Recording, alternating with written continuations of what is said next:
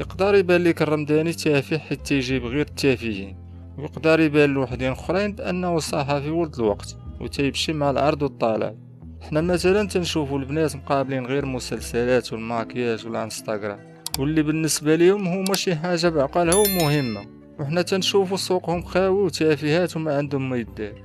ونفس الشيء بالنسبه لينا حنا الدراري، تنتفرجوا ديما في كوره، وبالنسبه لينا الفراجه في ماتشات شي حاجه مهمه وبزاف، ولكن حنا في عينين معظم النساء ومنهم الامهات ديالنا اننا تنتفرجوا في التافهه وتنضيعوا الوقت ونعصبوا راسنا على قبل جلده منفوخه بالبرد. شوف صديق، راه ما كاين حتى انسان مثالي وطهراني، واللي قال انا يكذب او ينافق.